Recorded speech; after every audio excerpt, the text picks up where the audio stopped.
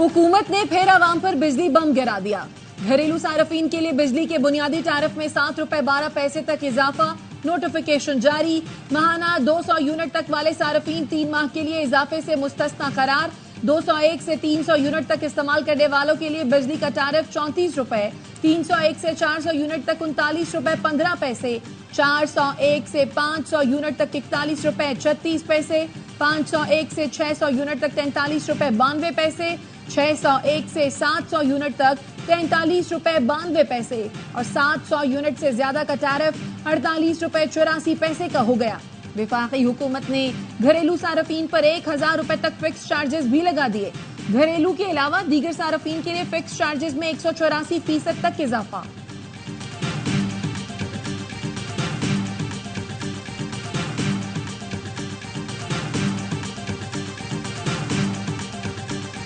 Bill भी आ रहा है ज्यादा और अभी भी बिजली गई हुई है। 7-8 हजार तो वही सेड़ ली है। बिल कैसे भरे? हम कहाँ से पूरा करें, हमारा कोई कमाने वाला नहीं है, हमें जीने नहीं देगी हुकूमत। अब गरीब बंदा कहाँ जाए मुझे बताएं। मेरा 40,000 रुपये बिल आया, सिर्फ हम एक कमरे में सारी फैमिली रह रहे हैं। हाल आपके सामने, कारोबार तो कुछ भी नहीं है, ऊपर से बिल भी डबल आ रहे हैं। बिजली की कीमत में इजाफे से महंगाई मजीद बढ़ेगी। बहुत से लोग पहले ही गुर्बत की लकीर से नीचे जा चुके हैं। सूरत हाल का जायजा लेना जरूरी है। मुशीर खजाना खैबर पख्तूनख्वा मुजम्मिल असलम कहते हैं सूबों को चाहिए मकामी तौर पर सस्ती बिजली बनाए। चेयरमैन एप्टमा आसिफ इनाम कहते हैं IPPs के मामले को हल ना किया गया तो कीमतें मजीद बढ़ती जाएंगी। IPPs पैसे बना रही है, बिजली नहीं। IPPs के कॉन्ट्रैक्ट पर नजरसानी करना पड़ेगी। हम हमेशा डैम ना बनने का रोना रोते हैं, डैम बनते तो बिजली ₹1 की होती।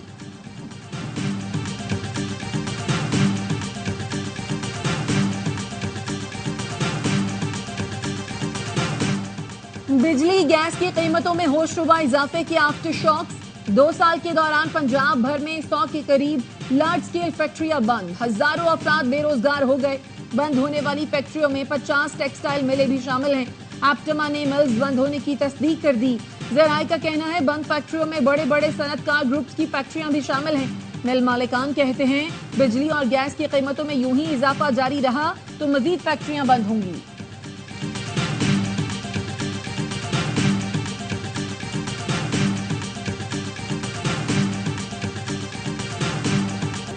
तोशाखाना के नए रेफल्स पे बानी PTI और बुशरा बीबी का 8 रोजा जिस्मानी रिमांड मंजूर।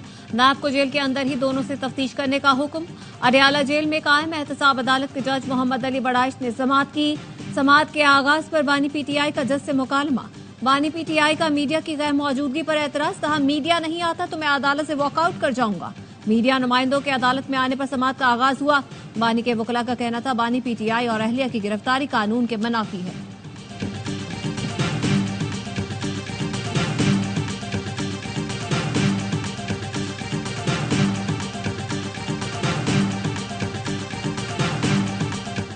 अडयाला जेल रावलपिंडी में बानी PTI से लाहौर पुलिस की 9 मई वाकयात से मुतालिक मुकदमात की तफ्तीश।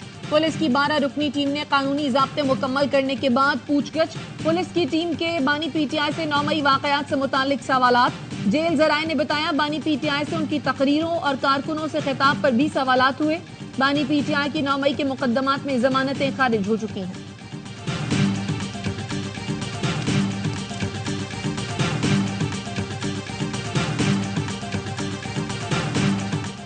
इस्लामाबाद सेशन कोर्ट का सनम जावेद को जेल से फौरी रिहा करने का हुक्म। मैजिस्ट्रेट मलिक इमरान ने सनम जावेद के रिमांड पर महफूज फैसला सुना दिया। मुकदमे से डिस्चार्ज की इस्तज़ा मंजूर। सेशन अदालत ने सनम जावेद को FIA के मुकदमे से डिस्चार्ज कर दिया।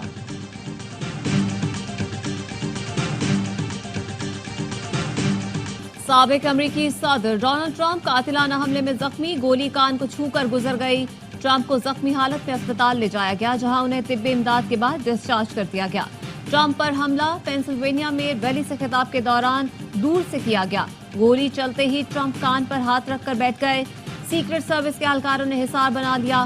ट्रंप खड़े हुए तो उनके कान से खून बह रहा था। हमले के बाद रैली में मौजूद एक शख्स हलाक और 2 शदीद जख्मी हुए। तर्जुमान सीक्रेट सर्विस का कहना है हमलावर को मौके पर ही हलाक कर दिया गया।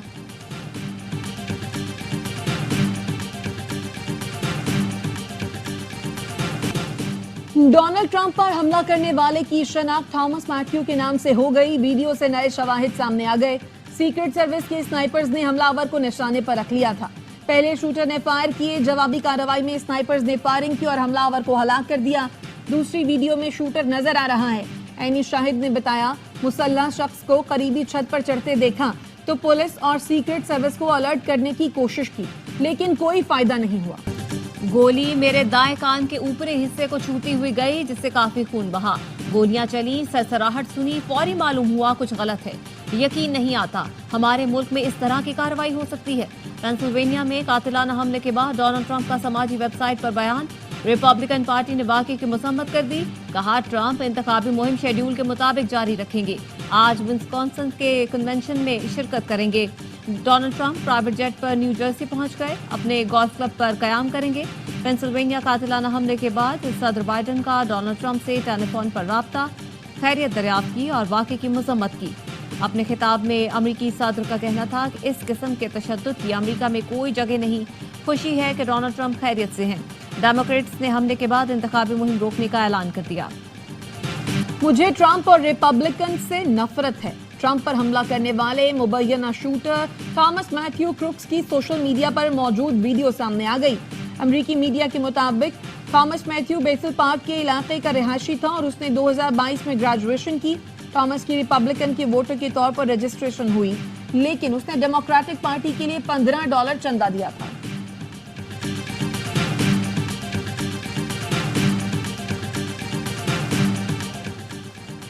आलमी रहनुमाओं ने डोनाल्ड ट्रंप पर हमले की मसम्मत कर दी। बरतानवी वजीर आजम सर केयर स्टारमर कहते हैं, ट्रंप पर हमले से धचका लगा। ट्रंप और उनके खानदान के लिए नेक ख्वाहिशात का इजहार करते हैं। सरबराह यूरोपीय यूनियन खारजा पॉलिसी जोसेफ बोरेल की भी ट्रंप पर हमले की शदीद मसम्मत। साबिक सदर बराक ओबामा ने भी कहा, हमारी जमहूरियत में सियासी तशद्दुद की कोई जगह नहीं। साबिक सदर जॉर्ज बुश ने डोनाल्ड ट्रंप पर हमले को बुज़दिलाना फेल करार दिया। कैनेडियन वजीर आजम ने कहा, सियासी तशद्दुद कभी भी काबिल कबूल नहीं। जापानी वजीर आजम फ्यूमो किशिदा ने कहा कि ट्रंप की जल्द सेहतयाबी के लिए दुआ को हूँ। एलोन मस्क ने साबिक सदर डोनाल्ड ट्रंप पर हमला खुफिया एजेंसियों की नाअहली करार दे दिया।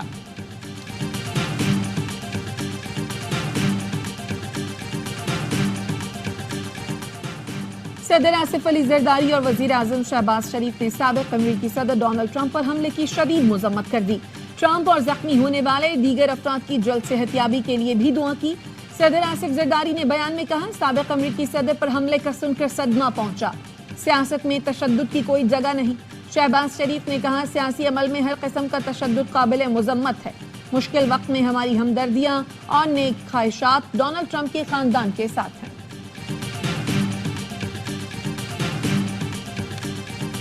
मुज़म्मतों का वक्त खत्म हो गया, अब मुज़ाहिमत करेंगे। सबसे पहले हमारा मुतालिबा ये है, पीटीआई की MNAs हैं, उनको आप आज़ाद छोड़ें। अमीर सुल्तान साहब फौरी तौर पर रिहा करें। अब मुजम्मत नहीं मज़ाहमत करेंगे। पीटीआई रहनुमा असद कैसर कहते हैं, किसी सूरत मुवक्कफ से पीछे नहीं हटेंगे।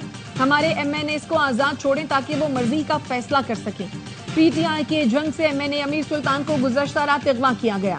सुप्रीम कोर्ट के फैसले के बाद इलेक्शन कमिश्नर को इस्तीफा देना चाहिए। वजीर आला KP अली अमीन गंडापुर से कहूंगा, चीफ इलेक्शन कमिश्नर के खिलाफ रेफरेंस बनाएं और जुडिशल कमीशन को भेजें। SP कैंट का कहना है, रुकने कौमी असेंबली अमीर सुल्तान को गिरफ्तार नहीं किया और न ही उनके अगवा से मुतालिक कोई इत्तला है।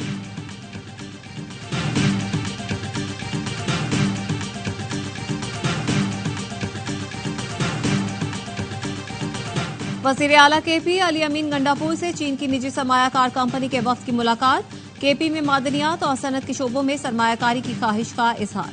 अली अमीन गंडापुर ने कहा, सूबे में बैरूनी सरमायाकारी के बेपनाह मौके मौजूद हैं। सरमायाकारों को तमाम सहूलतें देंगे। ज़राअत की तरक्की के लिए चीन की जदीद टेक्नोलॉजी से इस्तेफादे का इरादा रखते हैं। सूबे में सोलर पैनल और सोलर बैटरी की सनत कायम करना चाहते हैं।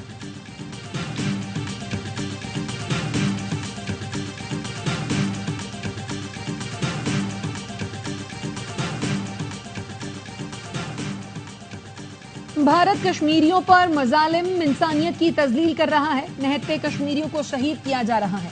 कुल जमाती हुर्रियत कॉन्फ्रेंस जम्मू और कश्मीर पाकिस्तान के कन्वीनर गुलाम मोहम्मद सफ़ी की न्यूज कॉन्फ्रेंस। कहा, पाकिस्तान हमारी आवाज OIC और दीगर प्लेटफॉर्म्स पर उठा रहा है। मखसूस नशिस्तों से मुतालिक सुप्रीम कोर्ट के फैसले के बाद पीटीआई के 90% अरकान असम्बली ने पीटीआई की वाबस्तगी का बयान हल्फी जमा करवा दिया। बयान हल्फी जमा करवाने वालों में उमर अयूब, शहरियार आफरीदी, अली मोहम्मद खान और दीगर शामिल। पीटीआई अपने अरकान के बयान हल्फी पीर को इलेक्शन कमीशन में जमा करवाएगी।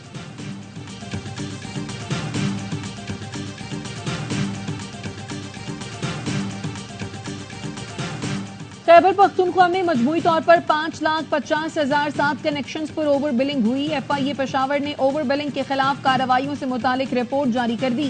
रिपोर्ट के मुताबिक एक माह में 4,000 कनेक्शंस चेक किए गए, जिनमें से 359 पर ओवर बिलिंग पाई गई।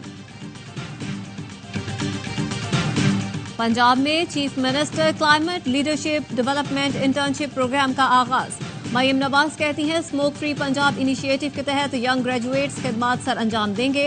अवाम स्मोक के संजीदा मसले के हल के लिए हुकूमत का साथ दें।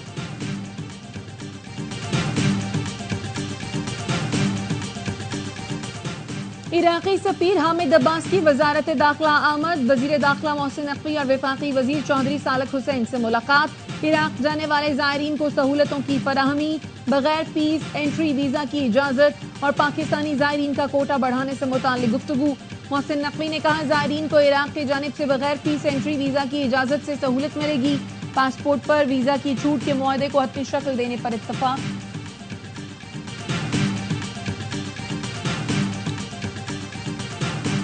कराची में कचरा ठिकाने लगाने का मिशन। शहर में 6 इजाफी लैंडफिल साइट्स बनाई जा रही हैं। मेयर कराची मुर्तजा बहाब कहते हैं जो चैंपियन कराची चलाकर गए उन्होंने कभी कचरा उठाने के लिए काम नहीं किया। कहा गया कराची के साथ ज्यादती हुई मगर किसी ने बजट नहीं पढ़ा। 56 अरब रुपए मलीर एक्सप्रेसवे के लिए रखे गए। लाहौर में किसी ऑपोजिशन या गवर्नर को प्रेस कॉन्फ्रेंस करते देखा कि लाहौर डूब गया। यहाँ लोग मजे लेते हैं मगर हम कराची को डूबने नहीं देंगे।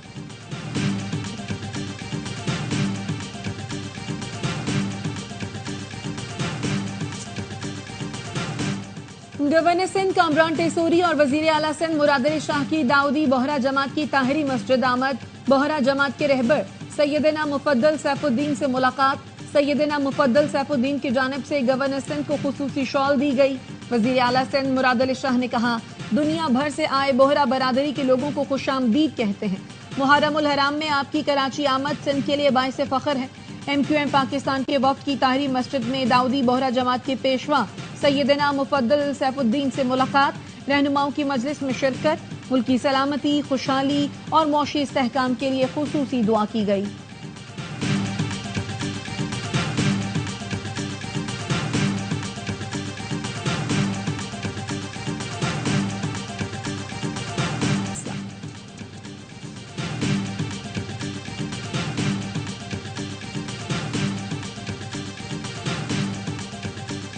तो 16 से लेकर 18 के दरमियान गर्मी बढ़ सकती है। कराची में वही 37-38 तक जा सकता है दोबारा टेम्परेचर। और चूंकि नमी आजकल बहुत ज़्यादा 60 से 70% चल रही होती है तो हॉट एंड ह्यूमिड वेदर होगा जो कि तंग करने वाली गर्मी है। लेकिन उसके बाद फिर 19 और 20 को इम्कान होगा बारिश का।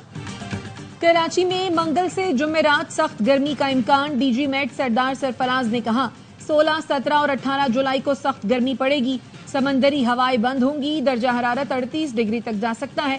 19 और 20 जुलाई को बारिश की नवीद भी सुना दी।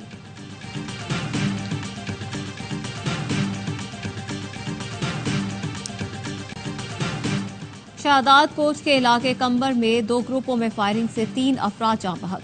पुलिस का कहना है मरने वालों में 2 भाई और एक राहगीर शामिल है।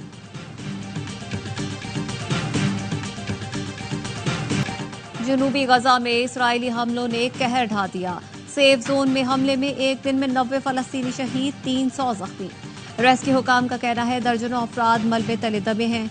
शाती कैंप में मस्जिद पर हमले में 20 फलस्तीनी शहीद हुए। तेल अवीव में नेतन्याहू के खिलाफ बड़ी रैली निकाली गई। मुजाहिरीन का इसराइली वजीर आजम से फौरी इस्तीफे का मुतालबा।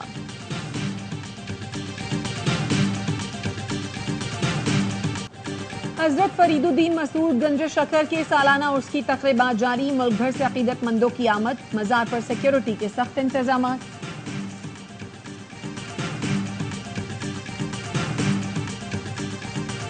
ਜਿਹੜਾ ICC ਚੈਂਪੀਅਨ ਟਰਾਫੀ ਬਣੇਗੀ ਉਹ ਸਿਰਫ ਇੰਡੀਆ ਦੇ ਜਾਨ ਦੇ ਨਾਲ ਹੀ ਬਣਨੀ ਹੈ। ਜੇ ਇੰਡੀਆ ਉੱਥੇ ਜਾਊਗਾ ਤਾਂ ਤਾਂ ਫੇਰ ਜਿਹੜੇ ਮੈਚ ਆ ਉਹ ਕਾਂਟੇ ਦੇ ਹੋਣੇ ਤੇ ਕੱਪ ਜਿਹੜੇ ਫਾਈਨਲ ਭਿੜਨਗੇ ਜੀ।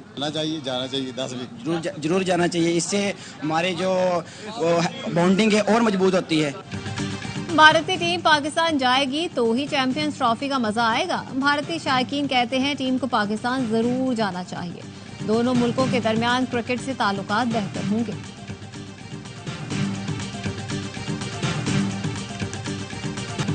साल का तीसरा ग्रैंड स्लैम टाइटल होगा किसके नाम? विंबलडन फाइनल में डिफाई चैंपियन अल्कराज और नोवाक जोकोविच मध्य मुकाबल। गुज़श्ता साल के फाइनल में अल्कराज ने जोकोविच को शिकस्त दी थी। वर्ल्ड जूनियर स्क्वाश चैंपियनशिप में पाकिस्तानी खिलाड़ियों की जानदार परफॉर्मेंस। हमजा खान और Abdullah Nawaz pre quarter final में पहुंच गए। सेकंड सेट हमजा खान ने मिस्री हरीफ यूसुफ मुबारक को शिकस्त दी। अब्दुल्ला ने कनाडा के वासिम मकसूद को जेर किया। और यूरोपीय फुटबॉल पर हुक्मरानी की जंग। यूरो कप का फाइनल आज स्पेन और इंग्लैंड के दरमियान खेला जाएगा। दोनों टीमें आज रात 12 बजे मध्य मुकाबला आएंगी।